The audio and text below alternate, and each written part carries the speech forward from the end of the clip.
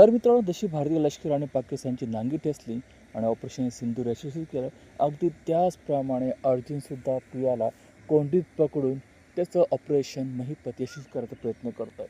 आज त्यांनी तेच केलं आहे. सायकॉलॉजिस्ट आणि रविराजसमोर प्रियाची पार बोलतीच बंद केली, पण त्यांनी हे कसं केलं हे जाणून घेण्यासाठी आजचा भाग पूर्ण बघा. तर मित्रांनो, कालच्या भागात आपण बघितलं होतं की अर्जुनने प्रियाला अखेर कोर्टाच्या नोटीसद्वारे सायकॉलॉजिस्टसमोर चौकशीला बोलवलं आहे आणि ती आता नकार देऊ शकत नाही, कारण ती बरेच प्रयत्न केले पण कोर्टाची ऑर्डर असताना तिला यावंच लागलं. मग पुढे काय झालं, कारण कालच्या भागामध्ये तिने स्टेटमेंट द्यायला सुरुवात केली होती की त्या दिवशी नक्की काय काय घडलं आणि त्याच्यामध्ये म्हणजे काल जे बोलली ते आणि आधी जे स्टेटमेंट दिले त्यात बराच विसंगती आहे आणि अर्जुनने तीच विसंगती पकडत तिला कोंडीत पकडण्याचा प्रयत्न केला. तर झालं काय, काल आपण बघितलं होतं की अर्जुनने तिला विचारलं होतं की मधुबनी पिस्तूल नक्की कुठून काढलं, म्हणजे लेहंग्याच्या खिशातून काढलं की पॅन्टच्या खिशातून काढलं. कारण मागच्या वेळेस ती बोलली होती पॅन्टच्या खिशातून आणि काल ती बोलली लेहंग्याच्या खिशातून. मात्र ती कन्फ्यूज झाली, तिलाही कळणार. ती म्हणते जाऊ दे ना, 2 वर्षापूर्वीची गोष्ट आहे तर मला काय आठवणार. मात्र अर्जुन म्हणतो नाही, तू फक्त अंदाज लावू शकत नाही, पुढे सांग काय झालं ते. मग ती सांगायला लागतं की महिपतने म्हणजे मधुभाऊने पूर्ण ताकद लावून विलास काकाला दूर ढकललं आणि शांत डोक्याने गोळी मारली. मग मात्र अर्जुनच्या हातामध्ये अजून एक एक्का सापडतो. मग तो म्हणतो शांत डोक्याने ढकललं म्हणजे ते बसले होते का उभे होते. मग ते आणखी चिडते, त्यांनी काय फरक पडतो ते बसले होते की उभे होते, खून झाला त्याशी मतलब ना. मात्र रविराजच तिच्यावर शंका घ्यायला लागतो. तो म्हणतो प्रिया, तुझं मागचं स्टेटमेंट आणि आजचं स्टेटमेंट यात फार फरक आहे आणि ह्या गोष्टीने फरक पडतो की ते उभे होते की बसले होते. मग मात्र प्रियाला काहीच चान्स राहत नाही बोलला. मग ती म्हणते ते बसले होते. मग मात्र अर्जुन हसायला लागतो आणि मग तो म्हणतो ठीक आहे, आता मला माझ्या सगळ्या प्रश्न उत्तर पाहिजे. म्हणून तो तिला इतके प्रश्न विचारतो की ती भांबवून जाते आणि ती म्हणते आता 2 वर्षापूर्वीची गोष्ट आहे, मला कसं व्हायला लागलं, मला पाणी द्या पाणी द्या. आणि ती उभी राहते आणि अर्जुनला म्हणते मी तुझे कुठल्याही प्रश्नाला उत्तर त्याला बांधील नाही. मग अर्जुन अजून चिडतो, तो म्हणतो माझ्याकडे कोर्टाची ऑर्डर आहे, तुला माझ्या सगळ्या प्रश्नांची उत्तर द्यावी लागेल. मग तिचा नाईलाज होतो. ती उगाच सायकॉलॉजिस्टकडे बघून सहानुभूती घेण्याचा प्रयत्न करत म्हणते मला ना पॅनिक अटॅक येतात, मला श्वास घ्यायला त्रास होतो, म्हणून मला म्हणजे आज त्रास होतो आहे. मग ती पाणी पिते. मात्र ते रविराज तिला म्हणतो अगं तरीही तू असं काय करतेस, तुझं मागचं स्टेटमेंट आत्ता स्टेटमेंट यात बराच फरक आहे आणि ते बसले ते उभे होते याने सुद्धा बराच फरक पडतो. मग ते आणखीच घाबरत आहे. मग चैतन्य तिला विचारतं काही खायला प्यायला पाहिजे तेही सांग बाई.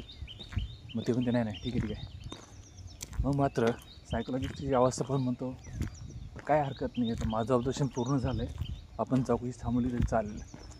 मग रविराज अर्जुनला म्हणतो मी हेच तर सांगत होतो की मानसिक स्थिती ठीक नाही आहे आणि ती चौकशी लिहू शकत नाही, पण तो कोर्टाची नोटीस पाठवली त्याच्यामुळे मला काही नाही करता आलं.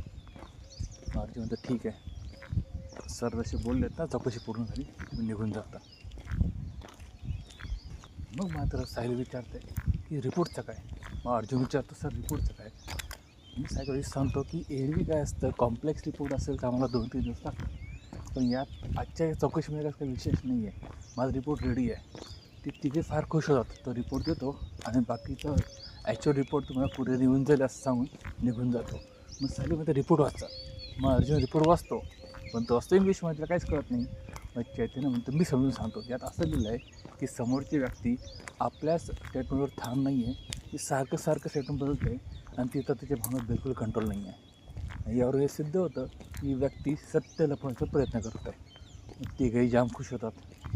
चैतन्य तर अर्जुनचं फार कौतुक करतो. तो अर्जुन तू का भन्नाड आयडिया केली राव, त्याला एवढे प्रश्न विचारला की ती कन्फ्यूज झाली.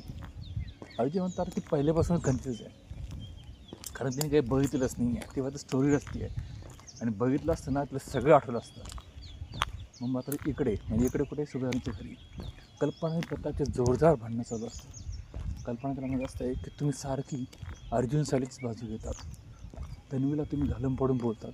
प्रताप तुला समजून सांगतो अगं सायली आपल्या घरात किती आनंदी वातावरण ठेवायचा प्रयत्न करत आहे आणि अर्जुन आपला मुलगाच आहे ना, त्याला ते किती आनंदी ठेवते, हे कसं दुर्लक्ष करू शकते तू, फक्त तुझा तिच्यावर राग आहे म्हणून. ते म्हणते हो, कारण तिने मला फसवलं आहे, तिने माझं मन मोडलं आहे, त्याच्यामुळे तिचा मला कधी विश्वास असणार नाही. आणि मग सीन शिफ्ट होतो दामिनी आणि महिपतकडे. महिपत दामिनीच्या ऑफिसमध्ये असतो आणि तो तिला दाखवत असतो की अर्जुनने उद्याचीच तारीख कोर्टाची तारीख घेतली आहे. मग दामिनी म्हणते याचा अर्थ त्याला नक्कीच काहीतरी सायकॉलॉजी रिपोर्टमध्ये सापडलं आहे म्हणून ते उद्याच तारीख घेतली. नक्की या प्रियाने काय गोंधळ घातला आपल्याला ते जाणून घ्यायचं आहे. तिला फोन लावा.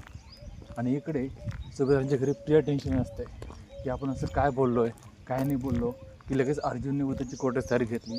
आणि हे जर महिपतला कळलं तर तो आपला काय सोडणार नाही. आणि तेवढाच महिपतचा फोन येतो.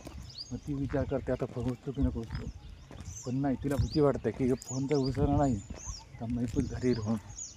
मग ती नाईलाज तो फोन उचलते.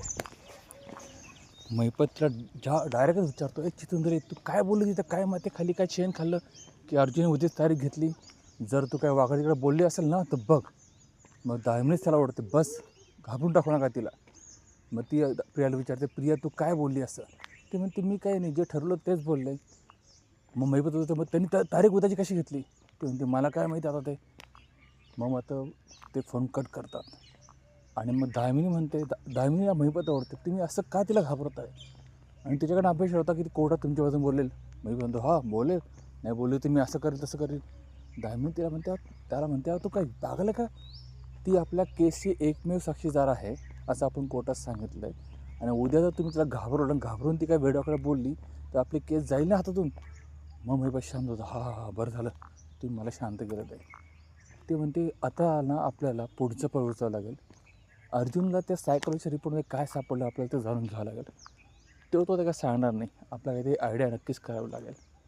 आणि इकडे सुभेदारांच्या घरी अर्जुन सायली मस्त नाचत असतात. ते जाम खुश असतात. अर्जुन म्हणत असतो आता माझ्या हाती एक सॉलिड पुरावा लागला आहे. आणि आता त्या दामिनीला मी अजिबात जिंकू देणार नाही कोर्टामध्ये. मात्र सायली त्याचं ॲग्रेशन बघून त्याला म्हणते, अहो तुम्ही तर खऱ्याच्या बाजूने आहात ना, उगाच व्यक्तीवर कशाला फोकस करताय, तुम्ही केसवर फोकस करा. अर्जुन म्हणतो मी तेच बोलतो आहे की दामिनी ही खोटारडी आहे आणि ती आमच्या प्रोफेशनवरनं एक प्रकारचा दाग आहे. ती खोटे पुरावे उभे करते, गुन्हेगारांना मदत करते आणि मला तिला कसे करून हरवायचंच आहे. आणि मित्रांनो इथे आजचा भाग संपतो आहे. तर आजच्या भागामध्ये आपण बघितलं की प्रियाची पार बबडीच वळाली आहे.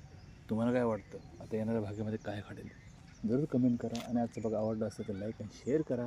आणि चॅनल सबस्क्राईब करायला विसरू नका, कारण उद्याच्या भागामध्ये आपण बघणार आहोत की दामिनी आता कोणती आयडिया काढतो ते. भेटूया पुढच्या भागामध्ये. तोपर्यंत टेक केअर.